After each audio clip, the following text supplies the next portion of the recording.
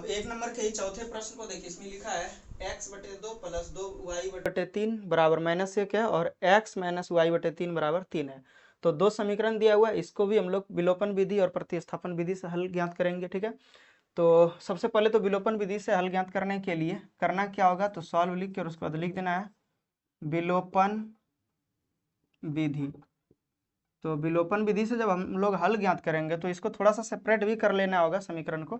ठीक है, तो यहाँ पर देखिए ये दोनों का अगर एलसीएम ले लेंगे तो क्या हो जाएगा यहाँ पर, या तो पहले लिख लीजिए एक बार, ज़्यादा अच्छा होगा ऐसे करके जो दिया हुआ है वैसा ही। ठीक है, तो यहाँ पे यह हो जाएगा, ये 6 हो जाएगा, 2 और 3 का एलसीएम, यहाँ पर 3 से गुना हो जाएगा तो 3x बन जाएगा ये, और ये वाला हो जाएगा 2 दूना 4y और बराबर -1 है। तो इसीलिए 3x + 4y और बराबर यहाँ पर देखिए 6 1 का 6 हो जाएगा माइनस में, इसको समीकरण 1 मानेंगे। और साथ में एवं यहाँ पे लिख देते हैं x घटा y/3 है बराबर 3 है। इसको जब एलसीएम लेंगे तो यहाँ पर 3x और घटा y और बराबर बटे 3 हो जाएगा बराबर 3। तो इसीलिए देखिए 3x घटा y बराबर 3 तिया 9 हो जाएगा, इसको समीकरण 2 मानेंगे। अब करना क्या है, समीकरण 1 और समीकरण 2 में देख सकते हैं x का गुणांक यहाँ पर और यहाँ पर दोनों बराबर है। तो x और यहाँ पे देख सकते हैं कि x और x का गुणांक अगर बराबर है, 3 3 है दोनों जगह पे, तो समीकरण 1 और 2 से डायरेक्ट लिख देते हैं।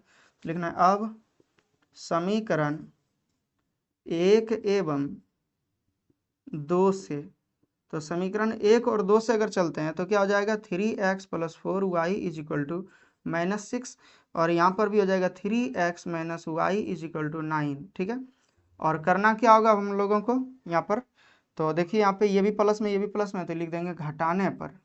ठीक है, तो घटाने पर क्या हो जाएगा, इसका माइनस, यहाँ पे प्लस है तो माइनस हो जाएगा, ये माइनस है तो प्लस हो जाएगा, और ये प्लस है तो माइनस हो जाएगी। 3x में 3x कट जाएगा, 4y और एक ये y है तो 5y हो जाएगा टोटल।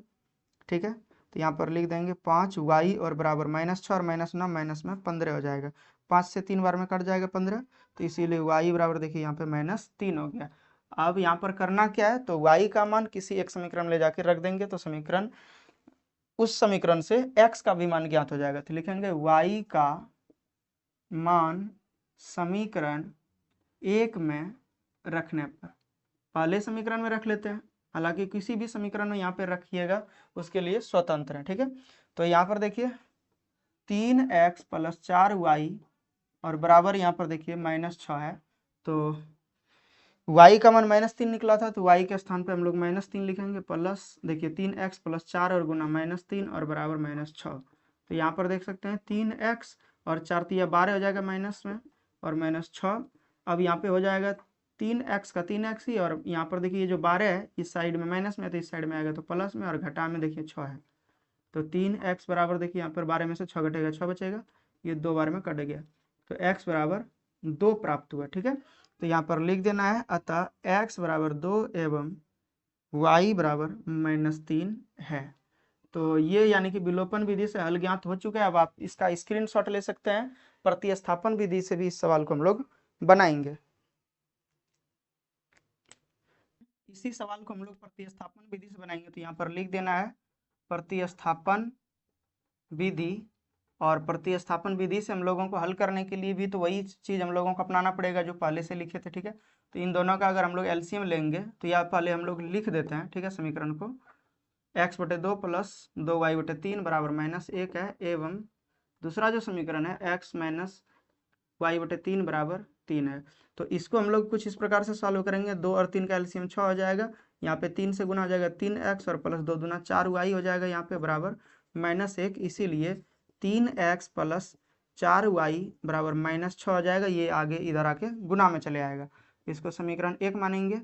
यहाँ पर लिख देना है एवं, जो बीच में है एवं तो एवं ही लिखना है, और ये जो y वाला y/2 जो है माइनस में उस साइड भेज देंगे, तो x बराबर हो जाएगा 3 जोड़ y/3, तो इसीलिए x बराबर देख सकते हैं 3 तिया 9 हो जाएगा और प्लस y और बटे 3 हो जाएगा, ये यानी कि समीकरण 3 ये 2 प्राप्त हुआ। ठीक है, तो समीकरण 2 में आप देख सकते हैं कि x का मान ज्ञात है हमारे पास। ठीक है, तो ऐसे करके लिख देना है, और फिर हम लोगों को समीकरण 1 में ये x के वैल्यू को रख देंगे, तो लिखेंगे यहाँ पे अब समीकरण 2 से x का मान समीकरण 1 में रखने पर, ऐसा इसीलिए लिख रहे हैं क्योंकि प्रॉपरली एक अलग स्टेप बाय स्टेप हम लोग सोल्यूशन नहीं कर रहे हैं, तो इसीलिए ज़्यादा अच्छा होगा कि यहाँ पे ये क्लियर कर लें कि समीकरण 2 से x का मान समीकरण 1 में रखने पर। नहीं तो डायरेक्टली हम लोग लिखते थे x का मान समीकरण 2 में या 1 में रखने पर, ऐसा लिख लेते थे। तो यहाँ पर चलिए अब समीकरण 2 से जो x का मान है वो समीकरण 1 में रखेंगे। तो यहाँ पर समीकरण 1 जो है वो 3x + 4y = -6 है, तो लिख देंगे। और 3 × x के स्थान पर देख सकते हैं यहाँ पर 9 और जोड़ y और बटे 3 है, और प्लस में 4y है बराबर -6 है। तो यहाँ पर देखिए 3 से 3 ये कैंसिल हो जाएगा, तो ये 9 जो है इस साइड में प्लस में तो उस साइड जाएगा माइनस में, और ये y और ये वाला जो 4y है, 4y और ये 1y 5y हो जाएगा और बराबर -6, और ये वाला जो -9 है, 9 जो है प्लस में उस साइड में माइनस में चले जाएगा। तो यहाँ पर लिखेंगे 5y = -15, तो कट जाएगा। तो ये वाला देख सकते हैं आप यहाँ पे 3 बार में कटेगा, तो इसीलिए लिखेंगे y = -3। देख सकते हैं यहाँ पे माइनस बचा था और 3 बार में कटा तो -3 हो जाएगा। अब करना क्या है, y का मान समीकरण 2 में रखने पर, तो समीकरण 2 में अगर रख देंगे तो x का भी मान ज्ञात हो जाएगा। यहाँ पे भी रख सकते हैं y का मान, लेकिन यहाँ पे अगर वैल्यू रखेंगे तो ज़्यादा आपको सॉल्व करना पड़ेगा, यहाँ पे थोड़ा कम ही सॉल्व करना होगा, ठीक है। तो यहाँ पर लिखेंगे x = 9 जोड़ y का मान -3, तो ब्रैकेट का यूज करेंगे और बटे 3। यहाँ पर चूंकि ब्रैकेट का यूज करना इसीलिए जरूरी है, यहाँ पर देखिए पहले से जो था यहाँ पे एक बार लिख देते हैं इस समीकरण को, ठीक है। यहाँ y है, ठीक। तो अब हम लोगों को करना क्या है, यहाँ पे y का वैल्यू रखेंगे, तो x बराबर हो जाएगा 9 और प्लस यहाँ पर देखिए y के स्थान पर -3 है, तो दो चिन्ह एक बार में आ गए। यहाँ पे प्लस पहले से था, एक y के साथ में माइनस आया, तो इसीलिए यहाँ पे ब्रैकेट का यूज करना है।